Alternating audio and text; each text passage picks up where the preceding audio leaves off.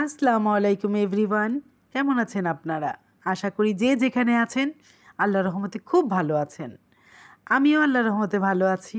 চলে আসলাম আজকের নতুন একটি ব্লগ নিয়ে। আজকের ব্লগে আমি তৈরি করছি চিকেন স্যুপ ও চিকেন অন্থন।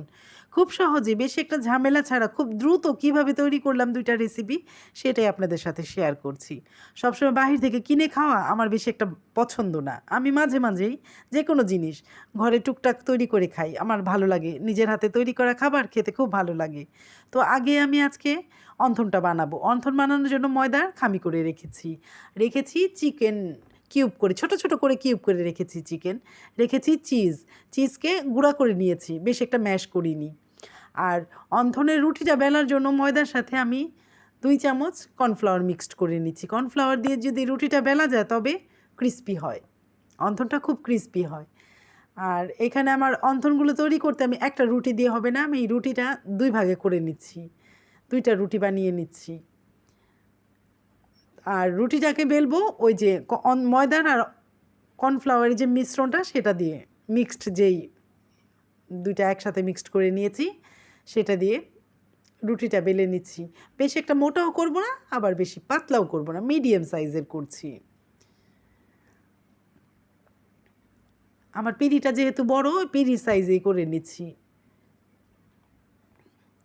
মিডিয়াম সাইজের একটা রুটি বানিয়ে নিচ্ছি। রান্না তো কোনো ব্যাপারই না, আজকাল রান্না করা কোনো ব্যাপার, যে কেউ যে কোনো সময় রান্না করতে পারে। ওই যে ইউটিউব সার্চ দিলেই হবে, কে কী চাও, কে কী দেখতে চাও, কে কী জানতে চাও, কে কী শিখতে চাও, সব জানতা বাবা। ইউটিউব। তো আমার রুটিটা হয়ে গিয়েছে, তো আমি রুটিটাকে স্কোয়ার শেপ করে নিচ্ছি। তেরা বেঁকা যে অংশগুলো সেগুলো কেটে সরিয়ে নিচ্ছি। আর একটা রুটি থেকে আমি 6টা পিস বের করব, মানে 6 পিস অন্থন করব, এর জন্য 6টা পিস করব।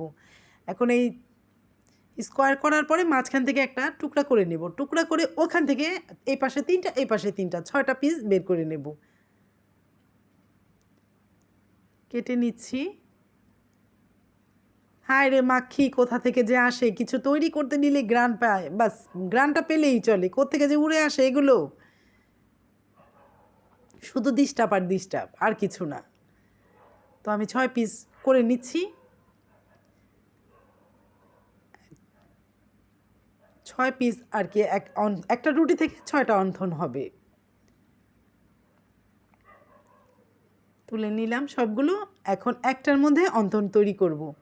আর অন্থন তৈরি করছি স্কোয়ার টুকরাটাকে, মানে নিচের থেকে অ্যাঙ্গেল বলবো না কি বলবো, মানে 4 ভাগের 1 ভাগের নিচ থেকে দিয়ে চিজ দিচ্ছি আর হচ্ছে চিকেন দিচ্ছি, দিয়ে হাতে একটু পানি নিয়ে ওটাকে 2টা রোল করব।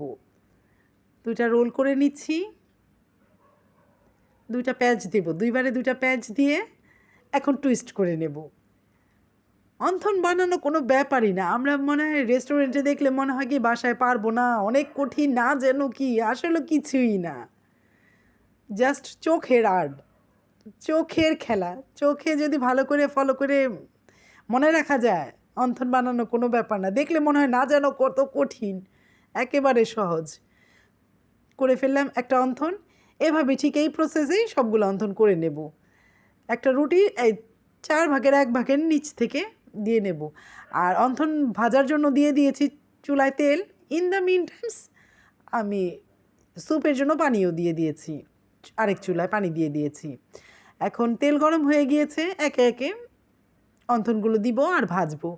আমার হচ্ছে আজকে চুলায় গ্যাস কম, এক সাইড দিয়ে একটু আগুন আছে, আরেক সাইডে নাই, নাই বললে চলে। তো এর জন্য বারবার আমার অন্থনটাকে ঘুরিয়ে দিতে হচ্ছে, নয়তো বা এক সাইড হবে আরেক সাইডে কাঁচা রয়ে যাবে। এর জন্য বারবার অনবরত শুধু নাড়ছি আর এটাকে ঘুরাচ্ছি, প্যাঁচ খাওয়াচ্ছি, নয়তো তো হবে না। হয়ে গেল একটা। এভাবে একে একে দেবো, অনবরত দেবো আর হচ্ছে নাড়বো, ঘুরাবো, শুধু প্যাঁচ খাওয়াবো। বাহিরে ঝুম বৃষ্টি বিকাল থেকে, এত সুন্দর, মানে কি বলবো, ঝুম বৃষ্টি শব্দটা এত ভালো লাগছে। বেশ একটা বাতাসও না, বাট মানে ঝুম বৃষ্টি আসতেছে। 2টা ভাবি, তাদের জন্য বেসিক্যালি তৈরি করছি আমি।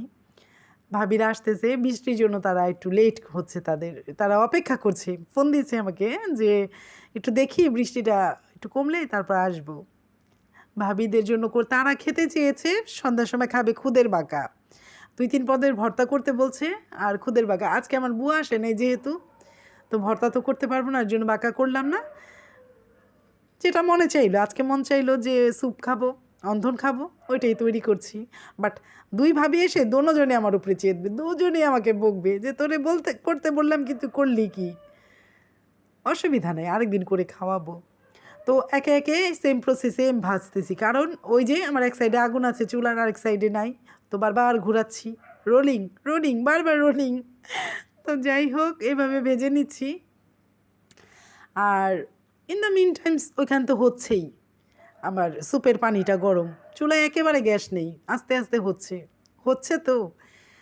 এগুলো ভাজা হয়ে গেলে স্যুপটা তৈরি করে নেব খুব ভালোভাবে। বেশি একটা কালার করি নেই, ব্রাউন কালার করলে হয় কি আমার কাছে একটু তেতো তেতো লাগে, দেখতে ভালো লাগে, অনেকের কাছে খেতেও ভালো লাগে, বাট আমার কাছে ভালো লাগে না, একটু তেতো তেতো লাগে। এর জন্য কালারটা ইয়েলো হলেই না আমি অন্তর নামিয়ে ফেলি, আমি ব্রাউন করি না। কিন্তু অনেকে ব্রাউন করে, একদম ব্রাউন কালার করে নামা, আমি অত ব্রাউন খাই না, একটু ইয়েলো হলেই নামিয়ে ফেলি। আর যেহেতু ময়দার সাথে আমার কর্নফ্লাওয়ার দেওয়া, ক্রিস্পি তো হতেই হবে ওকে, ওরা ক্রিস্পি না হয়ে যাবে কোথায়। যাই হোক, এখন আবারও রোলিং করছি, যেহেতু আমার গ্যাস নেই চুলায়, তো একে একে ভেজে নিচ্ছি, সবগুলোই ভাজা শেষ। এখন যাব আমি স্যুপটা তৈরি করতে। আমার রন্ধনগুলো অলমোস্ট হয়ে গিয়েছে, এখন স্যুপের পালা। স্যুপের পানিটা গরম হয়ে গিয়েছে, দিয়ে দিচ্ছি কিউব করা চিকেনগুলো। এখানে একটু বড় করে কিউব করেছি, যেমন অন্থনের চিকেনগুলো ছোট ছোট কিউব করেছিলাম, বাট এটার জন্য না একটু বড় বড় কিউব করেছি। তো একটু ভালো করে নেড়ে চেড়ে এখন দিয়ে দেব ম্যাগি স্যুপ। আমি ম্যাগি স্যুপ দিয়ে করছি, এমনি ঘরে বানাচ্ছি না, আলাদাভাবে নিজের থেকে তৈরি করছি না, ইনস্ট্যান্ট প্যাকেটেরটা দিয়েই স্যুপ তৈরি করছি। তো ভালোভাবে নেড়ে চেড়ে নিচ্ছি, একটু ঘন হলেই দিয়ে দেব ডিম।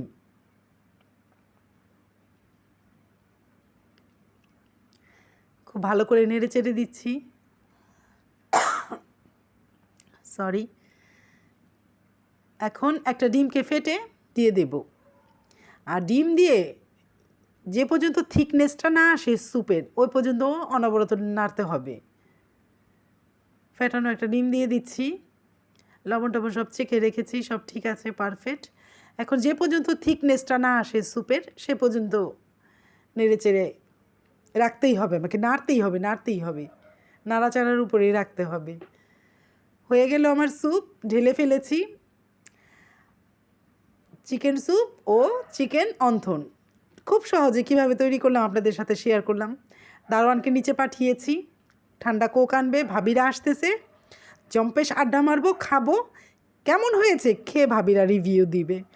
দেখতে তো আলহামদুলিল্লাহ ভালোই লাগছে, বাট খেলে বোঝা যাবে, তারা যখন রিভিউ দিবে যে না জলি ভালো হয়েছে, খুদের বাঁকা না খেয়েছে তো কী হয়েছে, অন্থনার দর স্যুপটা খুব ভালো লেগেছে, তাহলে আমার এই কষ্ট সার্থক হবে। আল্লাহ হাফেজ, সবাই ভালো থাকবেন।